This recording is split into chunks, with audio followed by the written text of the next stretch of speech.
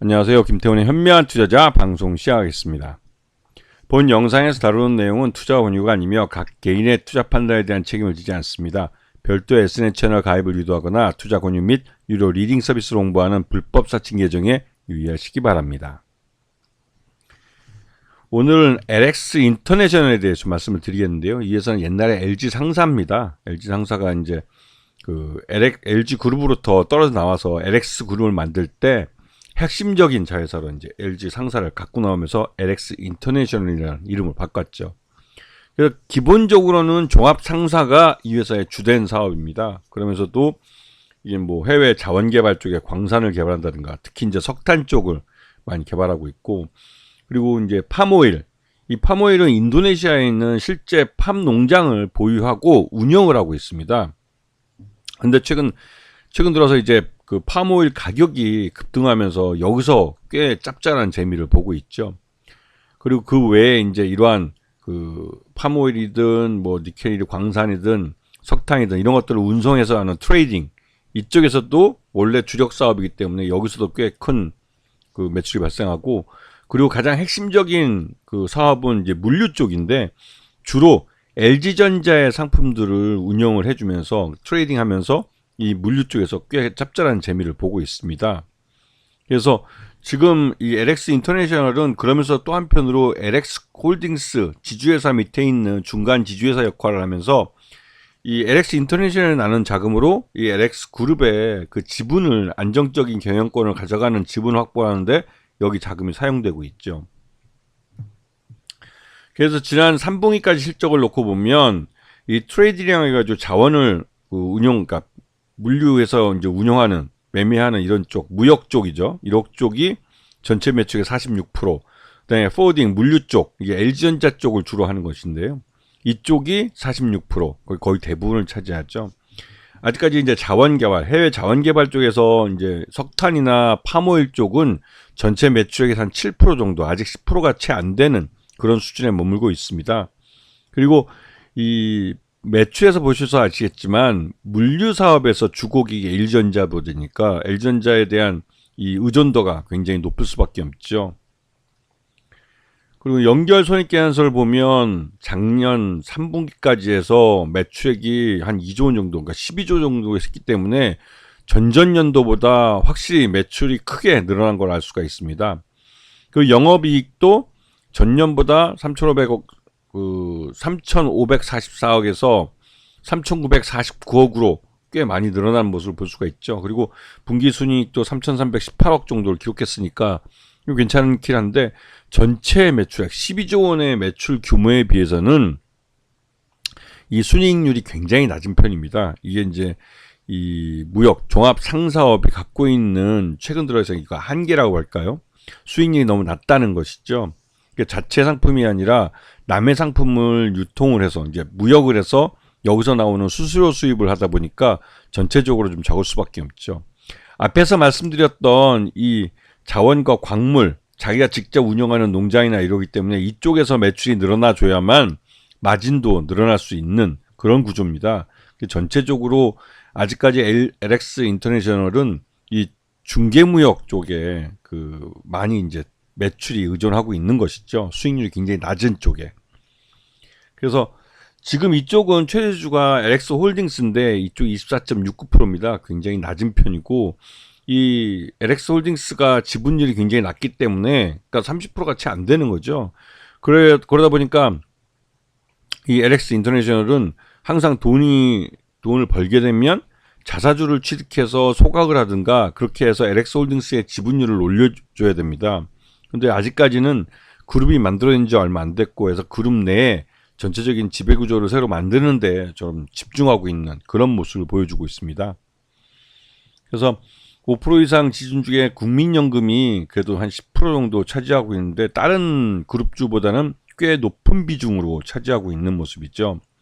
그리고 소액주주들의 비율이 63%나 되기 때문에 거의 유통주식수가 꽤 많은 편입니다. 그 최근 들어서 그 9월 30일 날까지 해서 이 국민연금이 411만 주 정도 10.61%를 보유하고 있는 걸 신고를 했죠. 그리고 이번에 LX 판토스 이거 지분을 또 취득하는데 이게 이제 미래에셋 증권 P가 갖고 있던 LX 판토스 지분을 인수하는데 여기에 그 또 한 1950억 정도를 썼습니다. 그러다 보니까 올해 순이익의 거의 한 반 정도를 여기다 써버린 것이죠.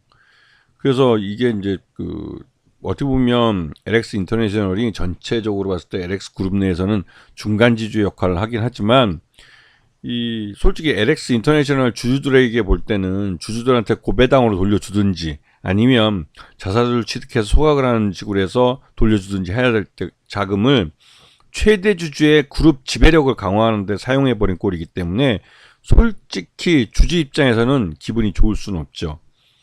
이게 뭐 그 LX 판토스의 계열사인데 지분이 적은 것도 아니고 이걸 추가로 인수해서 75%까지 지분율을 끌어올린다는 게 이게 솔직히 좀 그 우리 일반 주주들 입장에서는 기분 나쁜 겁니다. 그래서 지금 LX 그룹 같은 경우는 LX 홀딩스가 그 지주회사로서 가장 상위에 있고 그리고 이 회사를 이제 구본준 회장이 이제 46.28%를 갖고 지배하는 구조로 되어 있는데 이 LX 인터내셔널이 가장 핵심적으로 이 포슨 그린 파워도 인수하고 LX 한글라스도 인수하면서 이 LX 그룹의 외연을 확장하는데 LX 인터내셔널이 가장 큰 기여를 하고 있죠.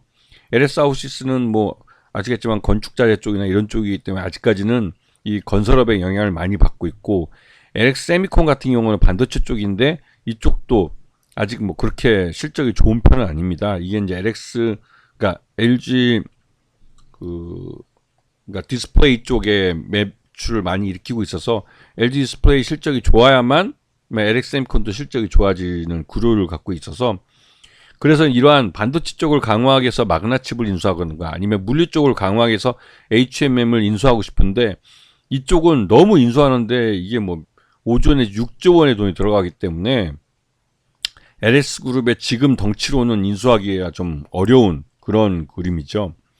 마그나칩 같은 경우도 뭐 비슷한 것 같은데요. 그러다 보니 항상 이런 마그나칩이나 HMM 같이 이런 대규모 대형 매물이 나올 때마다 LX 그룹이 잠재적인 인수자에 이름은 올리지만 먹고 싶어도 등치가 너무 큰 대상이기 때문에 함부로 뛰어들지 못하는 것이죠. 그리고 지금 그 LX 그룹에서 돈을 제대로 벌고 있는 회사는 LX 인터내셔널밖에 없습니다. 그런데 앞에서 보였다시피 이 마진율이 워낙 박하기 때문에 이렇게 대형 매물을 인수하기에는 그 부채를 일으킬 수밖에 없기 때문에 좀 어려운 부분이 있습니다.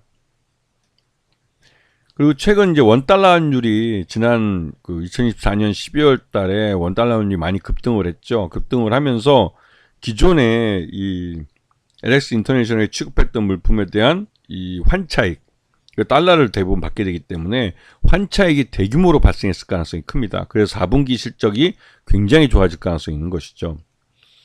그리고 근데 LX 인터내셔널 지금 보시게 되면 기관 투자가도 그렇고 외국인 투자자들도 이렇게 매도를 이제 늘리고 있는 것은 지난번 그 LX 판토스를 인수하는데 LX 인터내셔널 자금이 동원된 것이 기관 투자가나 외국인 투자자들이 봤을 때는 그렇게 썩 기분 좋은 건 아니죠.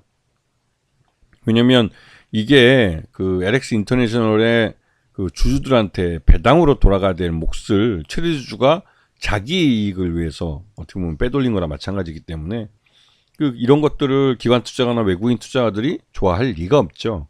네. 그래서 LX 인터내셔널 같은 경우는 지금 주가 차트도 거의 뭐 연중 그 최저가에 근접해서 주가가 끝났습니다. 근데 이게 대규모 환차익을 보고 실적이 좋아진다 할지라도 그렇게 해서 벌어들인 돈을 주주들을 위해서 환원을 해야 되는데 거기보다는 오히려 최대주주의 그룹 지배력을 강화하는데 이 돈이 사용돼 버리면 솔직히 다른 소액주주들 같은 경우에는 이런 회사에 투자할 이유가 없는 것이죠. 그런 부분 때문에 LX 인터내셔널은 3분기 실적 기준 봤을 때 적정 주가 한 35,000원 정도로 평가되고 있지만 이렇게 저평가되어 있는 것입니다. 이거는 LX 인터내셔널 쪽에서 주주가치 제고에 대한 확실한 청사진을 시장에 내줘야 되는데 이 LX 인터내셔널 아직까지 LX 홀딩스 그룹 내에서 이러한 그룹 외연을 확장하고 하는 것 때문에 대형 M&A의 이름이 뭐 나오기도 하고 그래서 이제 전체적으로 주주 환원보다는 성장에 더 이게 맞춰져 있는 것이죠. 하지만 지금 현재 입장에서는 성장도 솔직히 좀 어려운 입장이긴 합니다. 주력 계열사들이 그게 실적들이 별로 좋지 않아서 겨우 LX 인터내셔널 하나만 지금 제대로 돈을 벌고 있는데 그마저도 이 오너일가의 이런 그룹 지배력 강화에 동원돼 버리기 때문에 주주들 입장에서는 실제로 투자했을 때 실익이 별로 없다고 생각되는 것이죠. 그런 부분을 2025년에 LX 인터내셔널 쪽에서 나름대로 주주들에 대해서 환원을 해주겠다는 것을 확실히 해줘야 됩니다. 그래야만 여기도 이 실적에 따른 주가로 재평가가 될 수 있는 것이죠. 안 그러면 아무리 실적이 좋아도 주가는 좋아질 수가 없습니다. 왜냐하면 그렇게 좋아진 실적을 갖고 주주들을 위해서 뭔가 좋은 일을 해야 되는데 주주들을 위해서 일하기보다는 오히려 그 오너 일가를 위해서 그 돈을 사용하면 솔직히 여기에 투자해주는 주주들은 바보가 돼버리는 것이죠. 그런 전형적인 사례이기 때문에 소개를 해드리는 겁니다. 아시겠죠? 자, 오늘 방송 여기서 마치겠습니다. 감사합니다.